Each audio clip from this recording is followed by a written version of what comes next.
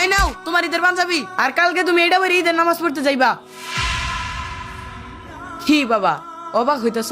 আর অবাক তো হওয়ারই কথা। মনে করে দেখো তো, আজ থেকে 10 বছর আগে তুমি তোমার বাবার সাথে।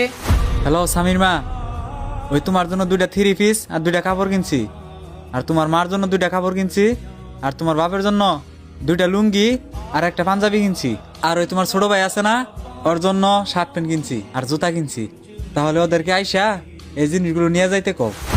হ বাবা আবু তাহের, সেই একটা বছর যাবতে এই গেঞ্জিটা পরতাছি।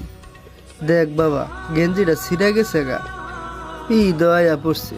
তুই যদি এই ঈদে আমারে একটা পাঞ্জাবি কিনা দিতি, সেই পাঞ্জাবিটা পরে আমি ঈদের নামাজ পড়তে যাইতে পারতাম। কি বলতাছো বাবা?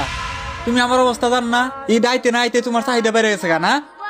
এমনিতে আমি খুব খারাপ অবস্থার ভিতরে আছি। আমার শ্বশুর বাড়ি কতগুলো কাপড় চোপড় দেন লাগতেছে, আমার বউ বাচ্চারা কাপড় চোপড় দেন লাগতেছে, আবার এই মুহূর্তে কুরবানি দিবার চাইতাছি, সেখানে অনেক টাকা পয়সা দেন লাগতেছে। আর তুমি আইসা বছর দৌড় করে পাঞ্জাবি নেওয়ার জন্য? আমি কি এখানে টাকার গাছ লাগাইছি নাকি? হ্যাঁ, আর আইসা আইসা এখন কি করার? আচ্ছা দাঁড়াও, একটা ব্যবস্থা করতেছি। এ নেও বাবা, এই পাঞ্জাবিটা আমি গেছে বার কিনছিলাম, হয়তো এক জায়গায় একটু ছিঁড়ে গেছে গা। তুমি বাজারে যাই দর্জিরে দিয়ে ওটা সেলাই করে নিও গা।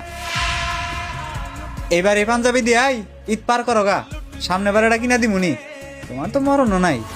দাঁড়া বাজান, তুই যখন ছোট ছিলি তখনই আমি সারাদিন রিক্সা চালিয়ে ঈদ আসলে তোর নিকে নতুন জামা নতুন জুতো নিয়ে আসতাম।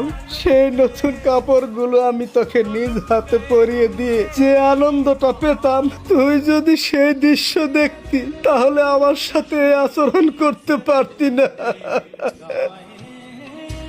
তুই আজকে তোর শ্বশুর শাশুড়ি শালা সুমন্দির জন্য নতুন কাপড় কিনতে পেরেছিস, 2 লাখ টাকা দিয়ে কুরবানি কিনতে পেরেছিস, কিন্তু এই বৃদ্ধ বাবার জন্য একটা পাঞ্জাবি কেনার টাকা তোর কাছে নাই।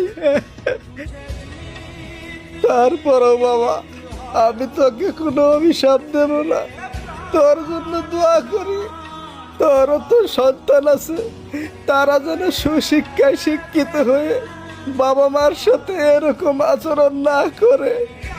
আসি বাবা।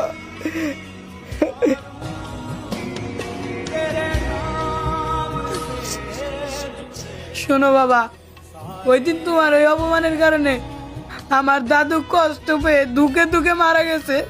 আমি চাইলে আজকে তোমার সাথে ওই আচরণটা করতে পারতাম, কিন্তু আমি তোমার মতো এতটা অমানুষ না যে নাকি তার শ্বশুর শাশুড়িকে খুশি রাখার জন্য নিজের জন্মদাতা পিতাকে কষ্ট দেয়। তোমার মতো সন্তান যেন আল্লাহ কোনো বাবা মার ঘরে না দেন।